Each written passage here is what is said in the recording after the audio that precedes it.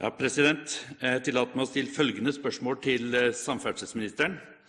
Historisk sett har det vært betydelige forskjeller på bevilgninger til veiformål fordelt pro capita fra fylke til fylke. I Sør-Trøndelag har en eksempelvis fått mindre enn andre deler av landet.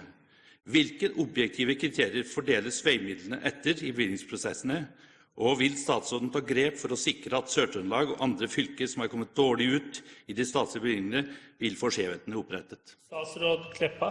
Forvaltningsreformen som ble gjennomført fra 1. januar 2010, innebærer at fylkeskommunene har fått et vesentlig større ansvar for det offentlige veinettet, ved at hoveddelen av det tidligere øvrige riksveinettet er overført til fylkeskommunene. Statlige midler til fylkesveier blir tildelte gjennom rammetilskuddet. Dette gjelder både for investering og drift og vedlikehold. Som følge av forvaltningsreformen ble om lag 6 milliarder kroner overført fra Samferdselsdepartementet sitt budsjett til fylkeskommunene sitt rammetilskudd for 2010. I tillegg ble rammetilskuddet styrket med om lag 1,1 milliard kroner. Det ble dessuten tilført om lag 500 millioner kroner i rassikringsmidler, en egen rentekompensasjonsordning tilsvarende 2 milliarder kroner i lån per år ble etablert. Fylkesfordelingen av midler til drift og vedlikehold er basert på Statens vegvesen sine modeller for utrekning av behov for midler til drift og vedlikehold. En vesentlig del av midlene til investeringer ble fordelt mellom fylker etter en modell basert på kriterier veilengde, folketall og registrert forfall på veinettet. Som en direkte følge av at det ble gitt oppstartsløyvinger til noen store investeringsprosjekt i 2009-budsjettet, har noen fylker særlige utfordringer med store bindinger på framtidige budsjett. Regjeringen la derfor til grunn at det også skulle tas hensyn til nivået på bindingene ved fordeling av midler til investeringer. I tillegg har om lag 200 millioner kroner blitt fordelt etter skjønn til fylker med utfordringer som ikke blir fanget opp i den valgte fordelingsmodellen, og som kom dårlig ut i forhold til tidligere budsjettår. I Kommunal- og regionaldepartementet sin budsjettproposisjon for 2010 er det gjort rede for fordeling av midler som er overført fra Samferdselsdepartementet sitt budsjett til rammetilskuddet. Det er også gjort rede for hovedtrekker i fordelingsmodellen i kommuneproposisjonen for 2010. Midlene er allikevel regnet som frie midler, slik at fylkeskommunene kan disponere midlene slik de selv ønsker. På grunn av bindingene er det som sagt lagt til grunn en særskilt fordeling av investeringsmidlene fram til 2013. Det er forutsatt at midlene skal innlemmes i det ordinære rammetilskuddet for 2014, basert på objektive kostnadsnøkler. Det er satt i gang et arbeid i regjeringen med dette som siktemål.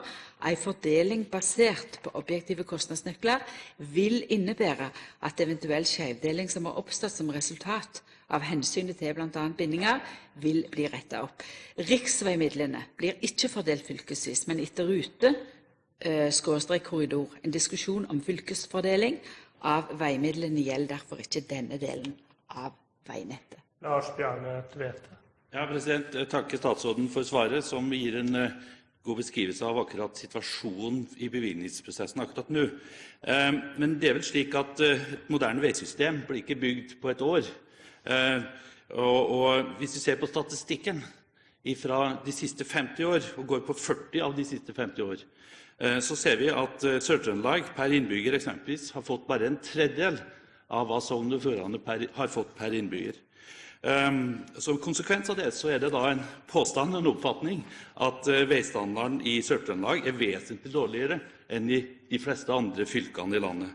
Så på bakgrunn av denne erkjennelsen, eller om man kan si dokumentere fakta at det er slik, vil da statsråden ta grep for å sørge for at den skjevfordelingen som vi har vært utsatt for når det gjelder veibyggingen i Sør-Trøndelag, vil bli rettet opp gjennom at vi får ekstraordinære bevilgninger ved senere års budsjett? Statsråd Kleppa.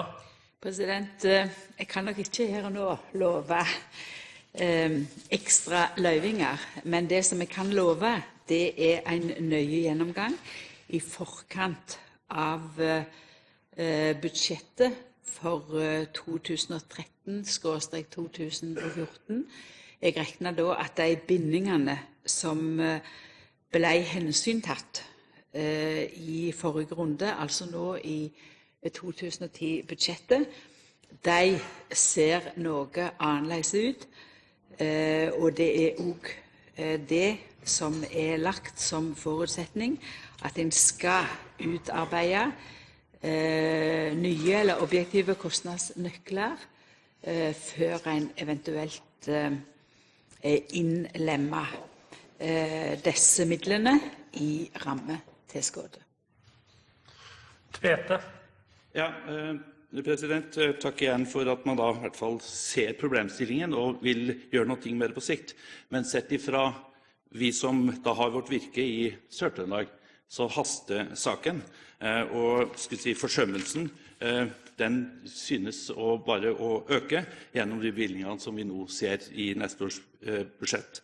Og jeg kan eksempelvis sitere også når det gjelder et annet aspekt ved akkurat det at vi forsømmer bevilgningene, det med sikkerhet. Jeg har et brev fra lensmannen i Rennebu som kommer med et nødrop på hvordan situasjonen i fylket.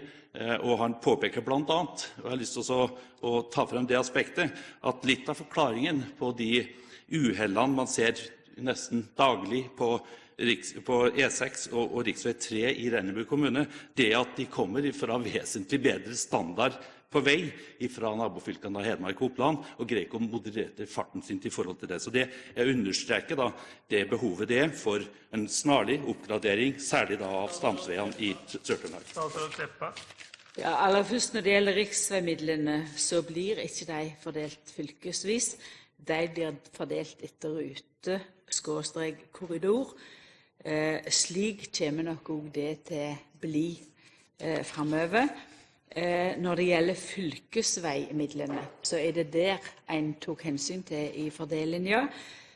De bindingene som enkelte fylker hadde i framtidige prosjekter, og der andre ikke hadde så store bindinger, så det slik at òg Sør-Trøndelag har fått del i for det første de overføringene som skjedde på 6 millioner, for det andre den milliarden som var i frie midler, for det tredje